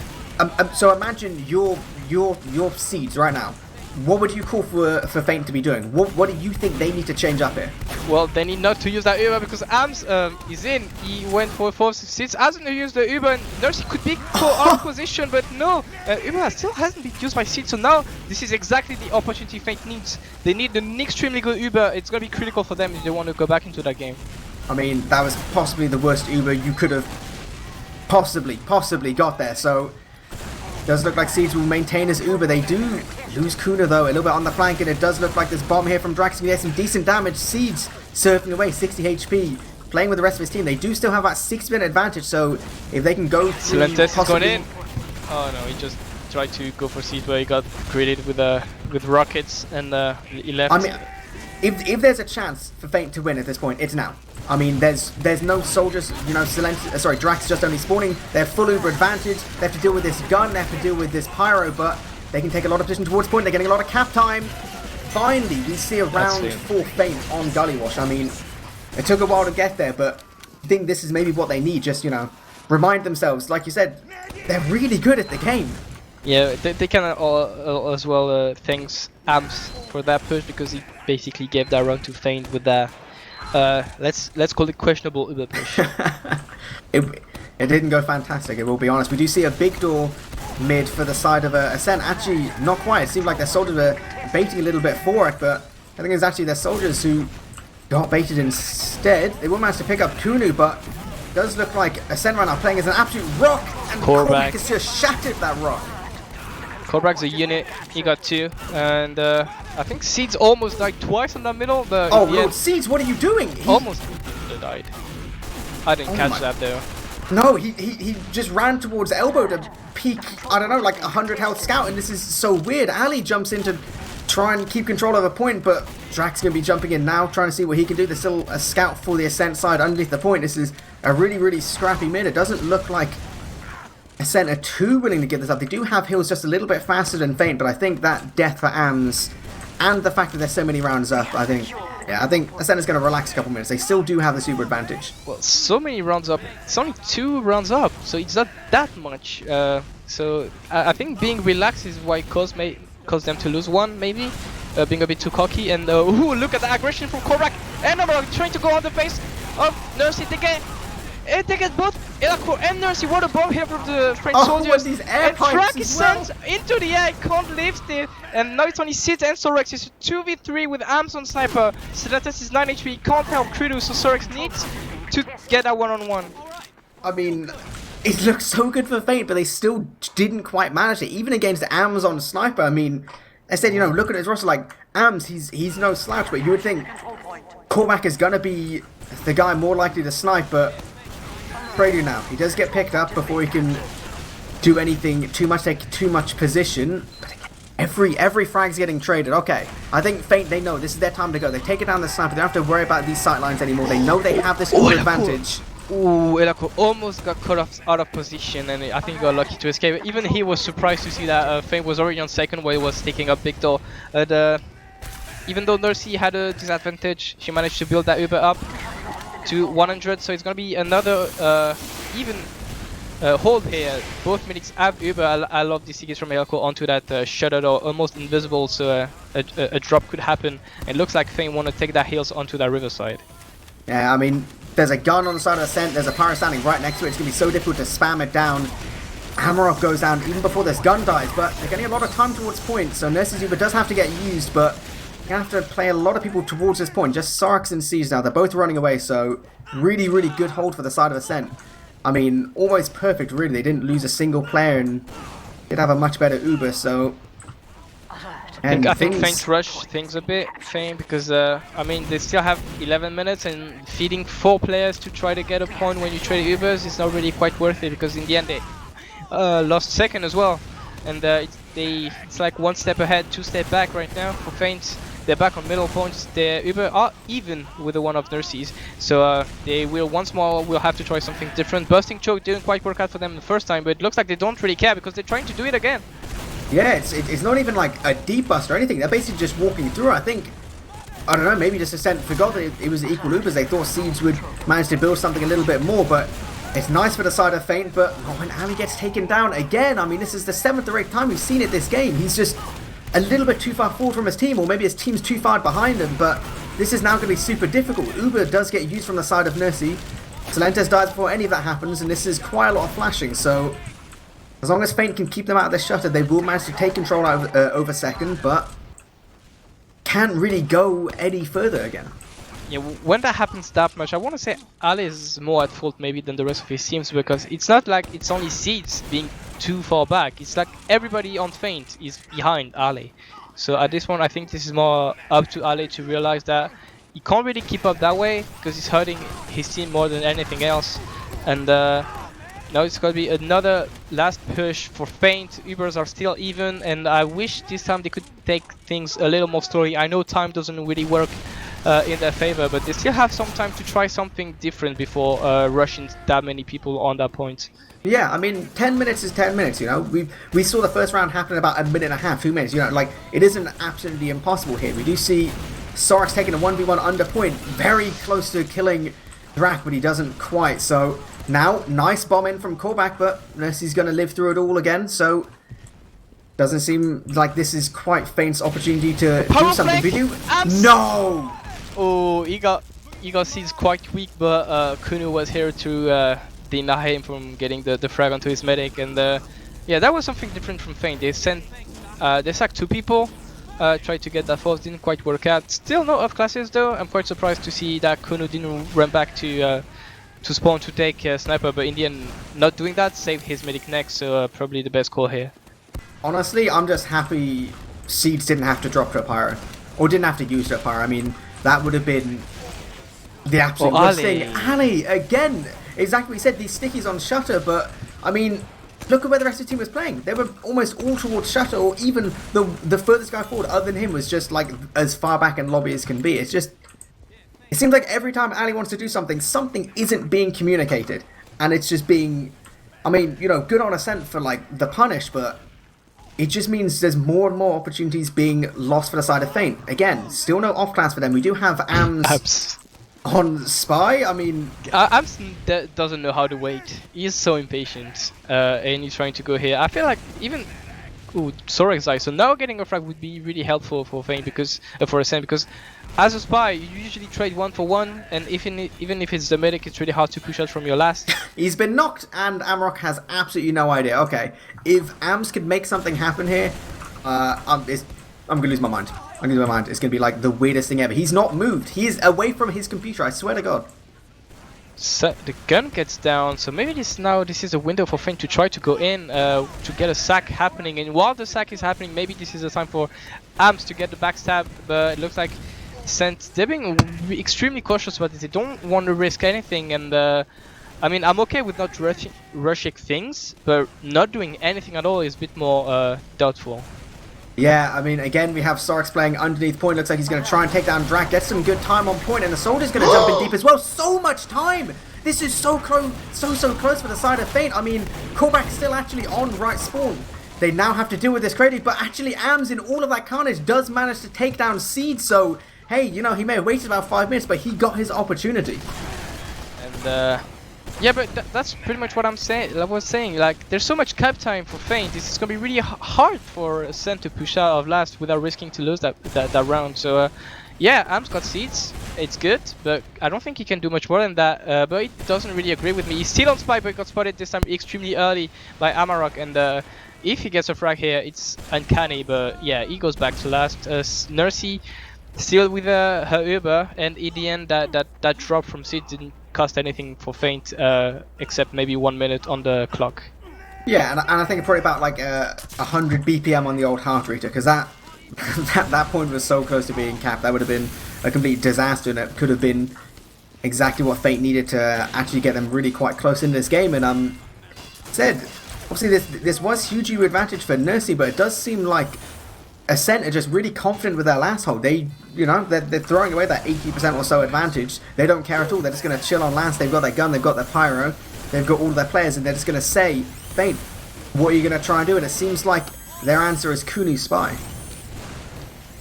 Yeah, quite interesting. I don't think they know about this because the creatives on pyro, but he's not spy checking at all. So maybe if time passes... Ali's just running around under point. Sorry to interrupt. He's just running around under point completely by himself, sticking the backside.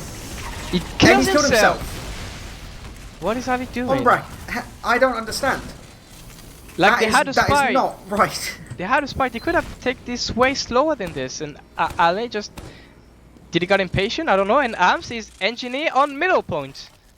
And what's happened to this game, Ombrack? What is happening? Please, if Ams wins this 1v1, no, he's chasing Sorax and he gets him. What is happening? This is Ams getting in the head of Feint.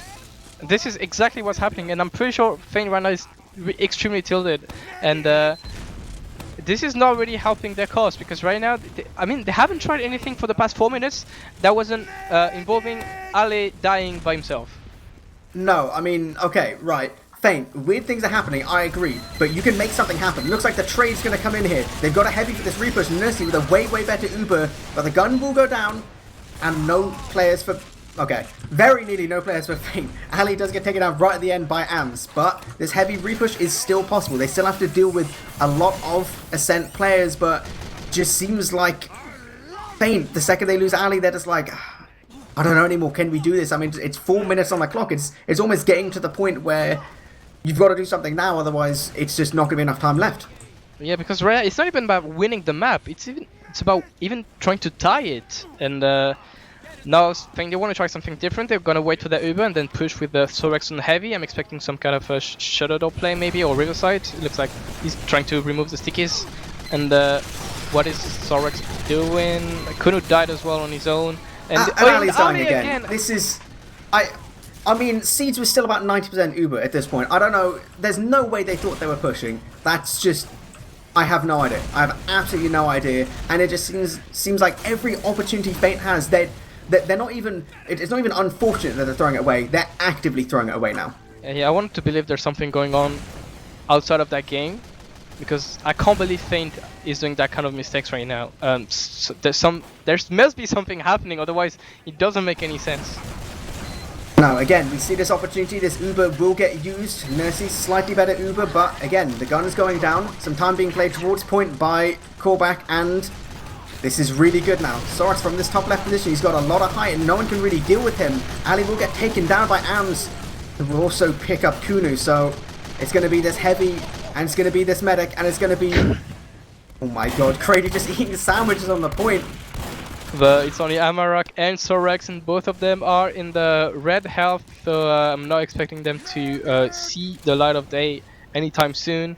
They both went back to the big door, and it's only 2 minutes and 30 seconds, and now even the dream of making it a tie is getting really thin for Feint. Nursey's got the super advantage. I would imagine Ascent's just going to build, nice and hard, try and get super as quickly as possible, and then it's almost like short of a drop from Nursey. I love what he's doing right now. He's on Spy again. He just wants to tilt Ascent, Feint. In fairness, I have no doubt that he loves that one spot. Shout out, by the way, that's now called AMS. That one random corner, now called AMS. Nursey, 95% on this Uber. He's been spotted, he dies, and now Ubers are the same, but not actually the same. 20% DSAT, Korvac dies as well. Hey, Kunu, Elaku, what a job here for the French demo man, getting 2, completing 9. The opportunity and buying 30 more seconds for his team. So basically right now, this is almost it, unless Feint with a crazy turn of events can cap this run in the next 20 seconds. Yeah, Uber does get used nice and early for Feint, and they will manage to force off Nursey's Uber. No one else has died on the side of Feint, so and this is okay. Okay, you just got to think right now. Feint, ignore everything which is happening. Go for this repush. Go for this, this easy round win, and then 60 seconds is more than enough time. Amarok goes down. Not the end though. They can still take some more position. Am's going down. They don't need soldiers at this point, as long as they can walk forward as a unit. But it's just one by one for the side of Feint every single time. Elako gets a cover frags. Okay, and because I see Credo on heavy, I want to say I legit think right now that Credo is one of the best heavy in the game. Like, yeah, he's that's not best even scout, me best trolling. sniper, best heavy. Not maybe not best sniper, but I think he's one of the best heavy in the game. Definitely, yes. His tracking is out of this world, and for Elako gets 2 more with the sticky traps, and he gets more than anything, he gets callback. So this is not gonna end well for the French roamer after that game ends. Sorry guys, if anyone's going to pay attention to what I assume would be the top 5 Discord, I think Corback's going to get torn a new one tonight. Unlucky. Yeah, he's gonna get a new nickname, I'm gonna tell. I'm telling you right now. And the spawn camping from Elako, he gets one, he gets another French one in the person of... He gets a headbutt onto Corback and he gets another one. Yes! This is brutal. He gets him, He's he gets taunting. the taunt, this is it. The spirit is destroyed for Feint and the map goes to Ascent. I think this, just what we've witnessed here, is just the story of that map. Yeah, I mean... It's just Feint smacking their heads against a brick wall over and over and over, and every time something's looking good, it just gets thrown away by something. I said, like, to begin with, I felt like it was genuine kind of little mistakes, tiny little things, fixable problems, and then by the last 7 or 8 minutes, it's just like, what is happening? How are we seeing this in a game with teams like this? But I don't know. Hey, we got some good clips. I ain't gonna argue with that. Yeah, but it's feel like Ascent played extremely well the first 5 minutes of that map on Gullywash, and then they didn't really had to try because Feint was basically not playing up to the level they can, and then Ascent they didn't really have to try that hard because they just didn't have to. I mean, let's have a cheeky look at some logs. I mean, first thing which is standing out is Elakor top damaging 23 for 5. That's absolutely nuts, as opposed to Ali. Again, nice damage on Ali, 20 deaths. That's, I mean, like, I think we saw just about all of them, and probably about 2/3 of them, which is the weirdest things you've ever seen. I mean, yeah, talk about, like, like a demo versus demo matchup. We were thinking, like, they're both incredible players. Their DM's phenomenal, like, their experience with the game's, like, phenomenal, but it just seemed like anything Ali was trying to do, it would fail. He would be too far forward, or his team just wouldn't be quite ready, or just like something, whatever. It would never work. And we saw that almost never happen with Elakor. He was always just like, yeah. It felt like he was just on it. I mean, Elakor never tried to rush a heavy, so maybe that is why accurate, yes. why he didn't fail on that regard. But yeah, I think like that one-on-one between Elakor and Ali just pretty much highlights what that map has been. Elakor playing up to pretty much the best he can do, and his team was here backing him up, whereas Ali was, he did damage, but he did damage alone, like a DM server. Yeah. So looks like okay. When you rank the logs by frags, 3 Ascent players with 20 plus, and then it's Sorex 14. Yeah, I mean, that's how dominant Ascent has been. Ams, Elakor, Credu absolutely just dominating everything, and then it's like the rest of the server. I mean, I don't know, it was like some of it, like those last 7 or 8 minutes was just absolutely brutal to watch, but like even the first couple minutes we saw some good stuff for Feint, but it always just seemed like Ascent was just, they had that little bit of an edge, they were just slightly more on it, and then it just felt like that kind of classic situation where Feint kind of ran out of ideas, or they ran out of things which they thought were likely to work, and then it just became kind of like desperation plays. Yeah, again, I'm pretty sure this is not what Feint can do. They can do so much more than this, and I'm pretty sure something happened on that game that was kind of unexpected. We saw Kunu with some ping, and I'm pretty sure maybe he can answer us when we ask him, but this isn't standard Feint, and I'm pretty sure something went wrong at some point, and because Ascent I think is a bit better right now, but not that better. No, definitely. And like I said, we do actually have Kunu here ready for a cheeky little interview. Kunu, how's it going? Hello. It's alright. It was definitely a rough game. What Ombrack. What about what do you think is the most important thing to ask about? I think the biggest thing we've got to talk about is what was happening. What was happening with Ali and the rest of the team? Today just felt a bit like chaotic, like especially in the comms. People were getting very either overexcited in certain situations, or like people were getting a bit tilted in some situations. So comms were a bit of a mess. Some people didn't realize what they had to do. Some people didn't hear what to do. So Yeah, it definitely felt like kind of just those little kind of not necessarily like little mistakes, but those mistakes based on just a lack of coordination. It was almost a story of definitely the entirety of Gullywash, and it was definitely becoming a little bit more visible through the last side of kind of Viaduct. Do you think like how was your team in terms of going into this game? You know, like first round of Viaduct, what were you guys feeling? Were you kind of expecting it to be kind of close? Were you expecting your guys to have like a bit of an edge, or kind of what was your mindset? we're expecting to do really well. I mean, we consider ourselves and Ascent like the probably second or third best teams in Prem right now. So we expected a close game. But and product showed that I think it was pretty close. Yeah. Viaduct was like one of the closest, like craziest games I've seen in so long. Like some of the refights, some of the just like individual players was just it was absolutely crazy. And then it was just felt Gullywash was a little bit different. I think we do actually have Ams and Silentis as well, who slight latecomers. They will be joining us in just a couple seconds. I have one question for Kuno. You just mentioned how product was extremely close. Would you say that losing that map after being so close to winning it, what maybe why you played that bad on Gullywash? No, I wouldn't say so. Okay. Like after that map, once I fixed my mouse because my mouse was still broken for like the whole game. Haha, excuses. It's like Seeds and I, and we were quite happy with the result actually. Like getting that close with Ascent, we were proud of ourselves for that, and we weren't exactly beat down going to Gully. Just our mids really suck at Gully. It definitely was it was a hell of a game to watch on Viaduct. It really did feel like it could go either way. We do have Ams and Silentes now. How's it going, guys? Ams is going to pay. No, I'm here. Okay, he's back. Ams is here. It's okay. Happy with an epic win. We just talked to Kuna a little bit about like kind of going into Viaduct, how Fate was feeling. How were you guys feeling? How's Ascent feeling kind of going into a map like Viaduct against a team like Fate, which they said you've got some real star players, but you've got some more kind of like up and comers. Do you feel like you guys would have a bit more of an edge to having more like established players? Well, in scrims against them, it's always been very close, so we're expecting a close game regardless, because I think they might have even beaten us more over the course of all our Viaduct games against them. So coming into it, we know it's going to be tough, I guess. But the players, like, obviously, we always like acknowledge that we can always like DM our way out of a lot of situations. I think it showed, especially on Viaducts, that maybe teamwork wasn't quite there, but we could DM it out in the end.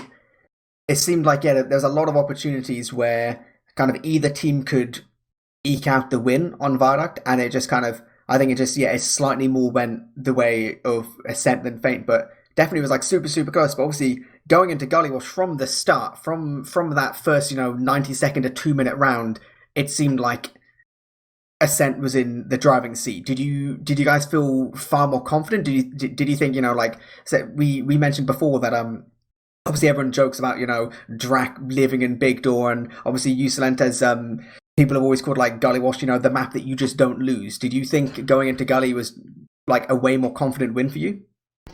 I'm always happy to play Gullywash, I'll say, and I think everyone on our team likes it as a map. It's very it just suits how we play a lot, and because there's only 2 chokes, especially on second to mid, it minimizes a lot of mistakes that can happen from not watching chokes and stuff, and it's like a simple map in that regard. And as you can see, we're pretty happy with our last ult in general, so I was pretty confident, especially at mids as well. We've had pretty good mids against everyone we've played, so I was pretty confident, I guess. Fair enough. Ams, we saw not necessarily like a huge shift, but kind of a general tendency of like really putting a focus on Ali? We obviously saw Ali moving quite far ahead of his team, but also was that the thought process of the team to try and focus down Ali, knowing that he's a very prominent caller for Feint, and kind of get those calls out of the way for Feint, and then know that you could be like a more coordinated team? Or was it just a case of you'd see Ali, you'd run at him, you'd kill him? I don't think we focused him on purpose or anything like that. On Gully middle, I talked a little bit before the game about how we played against this team aggressive with soldiers in 7, and how I thought we should do the same thing, because I always felt it was particularly effective against this team. I feel like when you lock like Ala out of mid, it's not very good for them. It's like they struggle a lot when you do that. So that's kind of the game plan we had for mids, which had something to do with Ala. But besides that, I don't think we focused him extra hard or anything. I shoot whoever I can, you know. Definitely, it did seem, as much as a lot of things did go well for you guys, it did seem that on Viaduct and Gully, there was a lot of solo Ubers on you AMs, which just didn't quite work out. I don't know whether that was like a planned thing or whether there was just no one in there to take the Uber with you. Quite a few trades on Viaduct which would go much worse because you would be running forward by yourself. Was that kind of was it planned to just like a bit of beef, or was it, you know, other players not being ready to come into some of these trades? No, I'm just a bit disconnected with my team sometimes. They don't really like it when I trade Ubers by myself and do stuff like that. So I try to do a lot less of it nowadays. But still, occasionally, like I'll be on point on Viaduct, for example, and they'll be pushing in, and then I'll just see an opportunity and I'll call for the Uber and I'll call to go on them. But my team just won't be there in time. So that's why it looks like I'm leading the Uber into them by myself, and it's bad. But in reality, I was just not. Like, I didn't understand the whole situation. I didn't understand where our team was. So I made a bad call and went with it. But the plan is never just to like Uber me in and just try to do something crazy with me. It's always to go forward with the team. Just the times you see me do it by myself are times that I've just called it at a bad time and no one's able to help me. Fair enough. Ombrack, you got some questions for our boys? No, but like I think now we can look forward to what's happening for both of the teams next week. I mean, Ascent, you had a bit of a rookie start when you played against Feint. You lost a map, but ever since you looked extremely solid, playing good teams as well. Are you happy with how the team is shaping up ever since you started it? Like, do you feel like you've improved to the point you're able to challenge the 7 to the playoffs and such? Sorry, are you asking us? Yeah. Right. Yeah, I think we improved a lot. I think Sil would agree that this team, in comparison to what it was a couple of weeks ago, like we're improving all the time at a rapid pace. I don't know if we're gonna be there to beat 7 anytime soon, but hopefully, because I think we're making a lot of good adjustments and we're kind of finding our groove. So I think you should, if we keep improving at this pace, it should be a good final with us in 7. Especially compared to just 2 weeks ago, it's a night and day difference so far. So hopefully, if that continues, it'll be a good season for us. Hopefully. And to you, Kunu, I mean, even though you lost tonight, you still have a comfortable amount of points. But you're playing 7 next week. So do you feel like playing maybe the 2 best team in the league, one after the other, is that just a rough patch for your team, or do you think it's a bit more? How do you feel that playing the 2 best team one after the other? How do you feel about it? I'm perfectly fine with it, honestly. I think it will give us some good time to show off what we can do, like through the mid-season, and then provided we get to burst, which we should, show them what we're really worth and beat them. Beat them. You heard it. He's not down after that game tonight. Should be good. That makes sense, you know. Take all these, like, especially close games like that, take it as a learning experience. Take same kind of thing with their 7. Always know that, you know, the goal is to try and improve. And like I said, for the kind of teams like you guys, where we're expecting you to get into playoffs anyway, it's like every single game matters. But as long as you make playoffs, that's where things. That's like the end goal. That's where all the improvement's going to be leading up to. I think that's a good point with like, I feel like a big thing lots of teams make the mistake of is like putting so much pressure on themselves, where they look at their opponents for the week in the official, and then they think to themselves, oh, we should win this, or they're bad, or we're better, we should win this. And I feel like that's where a lot of chokes come from, when people don't look at their opponents in the right light, you know. I knew very well Fink could beat us coming to tonight. I didn't underestimate them, and I think it came off pretty good. Yeah, I agree. Oh, that's good. I like when you have a close game like that when no one's angry about it. Everyone's just happy to play the game. Crazy. Now, I think we're going to wrap things up there. We'll do some quick shout outs before we end entirely. I'll kind of go top to bottom. Ams, anyone you want to give some love to? Shout out to my team, especially Drac, Elaker, Stellantis, everybody who was fucking beasting today. It was really fun to play. And shout out to Feint for the good game. Kunu, anyone? Same thing. Shout out to my team. Shout out to Ascent for the good game. And shout out to Novotel I-63 Hotel Squad. Fair enough. Stellantis, any love for you? Shout out to the pretty Twitch chat user listening to this. Nice. I'm sure they're blushing right now. Ombrack, anyone out there gonna get some love for you? So some love for Copenhagen Game and STN.tf, our sponsors for this season, and some commiseration for Kovac, who's gonna have a really hard time on the top 5 Discord by the end of the season. Cool. And I'll do last little bit. Gonna give love to obviously you guys coming for some interviews. Ombrack for casting alongside me. Beta sitting there doing all the fancy production work and whispering it into our ears for when we forget stuff, because you're the guy who keeps this rock going. Shout out to Feint EU and Ascent EU and those organizations in general. It was a fantastic game. I mean, that Viaduct game, I'm going to be rewatching the second I get to YouTube because that was absolutely nuts. But other than that, just going to shout out the viewers and Gem, Turbo, and Samsky for organizing stuff. So we'll catch you guys probably next week with the start of our week 4 Prem games. But until then, see you next time.